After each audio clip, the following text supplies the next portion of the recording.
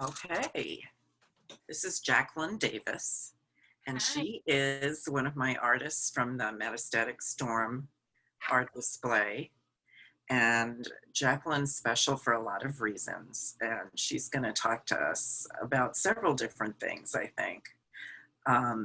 One of which, well, first tell me a little bit about your diagnosis and how old you were and some of the ramifications of that. It- I was diagnosed in July of 2012, and uh, I was misdiagnosed for a year. I found a lump, and then it was misdiagnosed, and so I wasn't told that it was cancer until a year after that, and then it was after I was diagnosed that they also realized that it was metastatic. They told me or taught me what stage 4 metastatic breast cancer was at that point. So you were de novo, meaning right out of the gate, metastatic. Yeah. Yeah. And you wouldn't necessarily have been if they had diagnosed it correctly the first time. Right. And I was losing weight and I slowly couldn't breathe and I didn't understand what was happening. And then when they realized that that lump that we were treating as a cyst was actually cancer, it wasn't until then that I was like, okay, but I also can't breathe. So maybe what's that about? And then that's when they realized that my meds ended up being liver, lung, and then eventually after my chemotherapy treatments, I realized that it went to my brain. And that's when I discovered that meds can actually go to the brain, which I wasn't told before that could happen. It wasn't until after we discovered it that, I learned. You learn a lot on the road as it goes. And you had already done chemo when you were told, oh, hey, it's in your brain too. Right. We had already done 6 rounds of chemotherapy. We did the big scans to see how I was, reacting to treatments. And then that's when they realized that, the meds had also gone to the brain. And how old were you at that point? At 33 years old. Did they think of it as a cyst because you were so young? Did they say, oh, you're too young to have cancer? Yes. I think, I didn't have I never had insurance in my 20s. And so, you always find the places that are sliding scale. And so I was going to, somewhat hippie clinic, a bunch of women run by women. And they were like, yes, that's absolutely something, a lump. And so that's when you get passed over, you get it. And they were basing it off of a sonogram. And, it was a breast surgeon who basically was like, this is all signs of from what I'm looking at and what they're reading, it's, a cyst, which I was relieved because, you find a lump and as a woman, you're always like, and then you realize that it's not cancer and you're kind of a little more relieved. And my family's very cystic anyway, so it made sense. And so I was able to just kind of like, all right, great. Then that's what it is. Keep an eye on it. That's fine. And then, it reveal itself. All the signs are there. So I'm not sure why he didn't hit it, but I think, you learn in this cancer world, there are going to be doctors that are working based off of ego. And like, I know it's not cancer because I've done this a long time kind of thing, and so you learn. And one of the things that I've definitely learned is that when you're not comfortable with a doctor, you do have time to find a new one. You have to be comfortable with your doctor. I agree 100%. And they make you feel like you have no time. This is it. And he's like the all say, and he's not. It's you. You have to be your own advocate because you just have to. And you have to love your doctor too. You have to have respect because this person is going to send you through hell and back, hopefully. And you need to trust the hell out of them. And it's just something you have to have. Yeah, and I had don't move on. Yeah, my original oncologist, so the oncologist that I got passed on to first was not the right fit. He talked too low for my family. They're way loud. And then the second doctor, he was great. Dr. Gradishar at Northwestern University in Chicago is just like the jam. He is like very well known. He gets the job done, but also very stern. His bedside manner is very to the point, which is fine because I needed that at that time. And then when we moved out here to Eugene, Oregon, my first doctor was great, but still I didn't feel that fit. And then universe works in great ways, and he had to move. And then my new doctor, when he walked in, he's like, who's now my like Yoda. He's the most amazing man. I love him. And he was like, you know, let's get to the bottom of this. Let's find out what's really going on. What are your cells saying? He's the one that was like, he wanted to listen to my body. And that was the first doctor that I ever had that was kind of like very vocal with me about like, let's do that. Like we were in this together. I think that's really important. To feel like you're in it together and not being dictated. Because that, you know, you can't have people telling you how you feel all the time. It's like, let my body talk also, you know? Right. Yeah. Okay. So you went through chemo and then they said, oops, you have brain mets. Yeah, it was like the worst Christmas present ever because it was in December.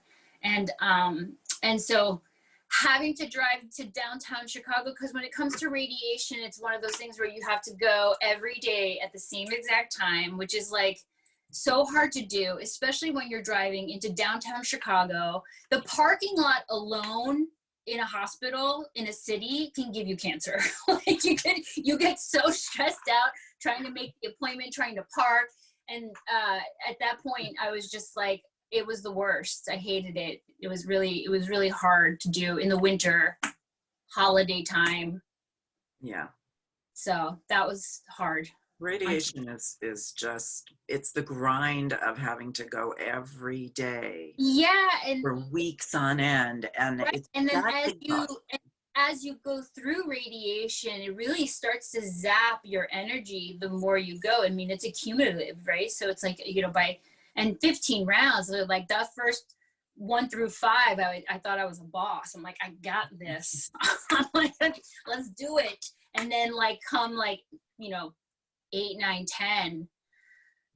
And then the smell of things start to become nauseating and you're just like over it, and your face starts to become red, you start to get swollen, and you're like, and the way that it's so I don't know what the word is, but the way that they do it with the mask, and you're snapped to a table and you get this laser and these people, and you're just like, is real life? Like, this is crazy. It's part of the Matrix. It is very science fiction-y, but it is also amazing that here you are now. How much later are we? We're 8 years. July was 8 years. Congratulations. And now I'm 41. Thank you. Thank you. As much as we say it's an awful thing, like, oh God, radiation, thank God we have it though. I'm so, you know, I would rather have been diagnosed with cancer then and now than, you know, 20 years ago, even 10 years ago, you know. Things are changing so fast that I think that's the biggest thing, is to always hold on to hope, because things are moving so fast in the medical world. And tell me what's going to happen with your chemo in, is it 2 years? Well, I don't have chemo anymore. Now it's just the targeted hormone treatment. So Perjeta, Herceptin, and I do. So how often? So every 3 weeks, I go in. Been every 3 weeks on a Thursday since the very beginning. I've never changed that. Every 3, even changing hospitals. And so, you know, as cancer patients, you feel tethered. Oh, absolutely. It's like you make your vacations and you're like, oh, but we have to be back for treatment. And when does treatment land? And it's like you're ruled by that world. And so, you know, one of the goals when you're, you know, kind of in that like wish, like I just want to heal. I just want to, you know, I just want to live my life. You feel like you're, you know, you're not free. So those are those things that I add to my manifestation of, you know, we're going to get through this and the port's going to come out and I'm going to be able to travel for 8 weeks, a year, 6 months. I want to go somewhere far. Here, you're saying that because you are going to stop treatment. Right.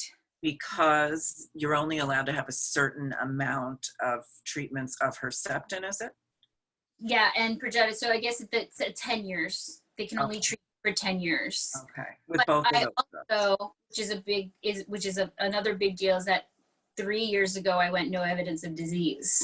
So stage 4 cancer, no evidence of disease is not supposed to really happen as often. I mean, it doesn't happen as often, and why it happened to me, I don't know. I don't know why my body responded well to whatever but we were seeing, because the cancer, when it went into my lungs, it made, like when they showed me my x-rays for the first time, it was like a spider web. Like I was expecting like a tumor, like you always think it's like a tumor or something like that. And I had no idea that, so that scared the crap out of me to see it like that. And so, you know, what we realized is that it created scar tissue. So as I was scanning every, you know, however, we kept seeing it. So you see that you think it's like cancer. But like I said, when you have a doctor that really wants to work with your cells and your body, I think that's when he realized, like, why are we seeing this in your lungs, but it's not changing? Because that's what's another thing. It wasn't moving, it wasn't changing. And he's like, cancer doesn't do that. Like, it's either going to attack or it's going to go away. So we didn't know why I was always so stable. So sometimes you can have doctors that make you feel like, oh, you're stable, then, you know, that's fine. Then that's good. It's good enough for them that you're just stable, that they're just satisfied with that, as opposed to like, why? Why are you so stable? Okay. So how did you find out that it was scar tissue and not cancer? When I got my Yoda, that my doctor walked in and he was like, I want to know why you're so stable.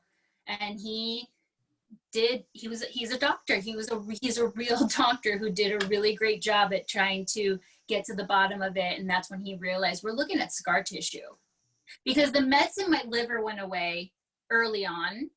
It was just the lungs that were always, and the brain radiation. We got rid of the meds in the brain, and it was just the lungs. And so I didn't understand it.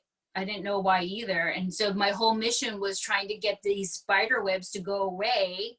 So when I would close my eyes, because I did a lot of like I use the word manifest a lot, because that's what I was doing. You know, you have to talk to your organs, you have to talk to your cells, and, you know, ask that your body wants to heal. And so let me interrupt you right now and just say that you're from Eugene, Oregon, and that's you are an Oregonian. Yeah, but I was also born in Miami and raised in New York and lived in Chicago. That's true. Okay. Right? So I'm Oregonian. I mean, I guess Oregon brought out more of that in me, because I have always been kind of that. But yeah. But you know, the people in New York and Chicago start to hear this stuff and they're going to go, oh no, yeah. Okay, this lady's a little, you know. But please. Hey, you're no evidence of active disease, and nobody's going to sneeze at that either. So you manifested things by meditation? No, I can't meditate. No? Oh, you're too... I am too, my inner commentary is too, like, disgustingly hilarious, and I can't get through it. Like, I wish I could, and I just can't. I'm like making jokes in my head. I'm like thinking about other things. I'm like, is that a gas pain? What is that? Like, I'm not on that spectrum at all. I think the meditation is, which is what we're talking about really, is art. That's where my meditation comes in. Okay. And it took a while to realize that, because I used to think something was really wrong with me, because you would see these people that would like just be able to meditate and like get there, and I just never could get there. I would fake it. And then I realized my meditation is just something different. That's very true.